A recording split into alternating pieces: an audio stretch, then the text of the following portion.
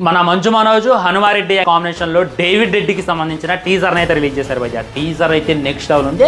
ఎలా నేను అసలుకే ఎక్స్పెక్ట్ చేయలేదన్నమాట. నిజంగా వేరే లెవెల్. అసలు ఇప్పుడు దాకా ఈ టీజర్ ఎలా మిస్ అయ్యారు అనేటటువంటి ఫీల్ అయితే నాకు కలిగింది. స్టోరీ లైన్ ఏంటంటే బ్రిటిషర్స్ టైంలో జరిగేటటువంటి ఒక స్టోరీ.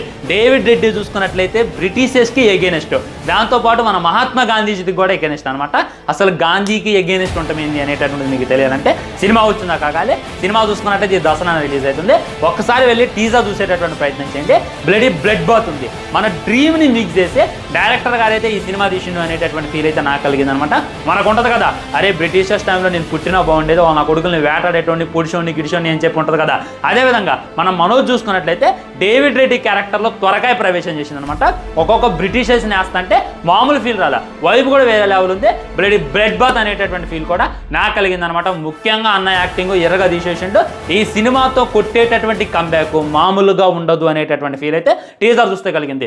అండ్ బీజిఎం అసలు అలా ఎలా బాబు, బీజిఎం ఎంట్రీలో అయినా ప్రతి చోట కూడా నెక్స్ట్ లెవెల్ పడ్డది. లవ్ స్టోరీ కూడా ఉండబోతుంది అనేటటువంటిది క్లారిటీగా అర్థమవుతుంది. ఇంకా హైలైట్ ఏంటంటే ఎలివేషన్స్ కూడా పిక్స్ ఉండబోతుంది అనేటటువంటిది ఇంకా అనిపిస్తుంది అనమాట. అండ్ ఆ స్క్రీన్ ప్లే కూడా చాలా అంటే చాలా బాగుంది, నీట్గా ఉంది. భారీ బడ్జెట్ 300-400 కోట్ల సినిమా టీజర్ చూస్తున్నాను అనేటటువంటి ఫీల్ అయితే నాకు కలిగింది. డెఫినెట్లీ వెళ్ళండి, డేవిడ్ రెడ్డి టీజర్ చూడండి. ఆల్రెడీ రియాక్షన్ చేశా, కింద కనబడుతున్నా లింక్ క్లిక్ చేసి ఆ వీడియో చూడండి. మీకు అందులో పిచ్చ క్లారిటీ వస్తుంది. వేరే లెవెల్ ఉంది టీజర్. నిజంగా డైరెక్టర్ గ్రేట్ ఇందులో.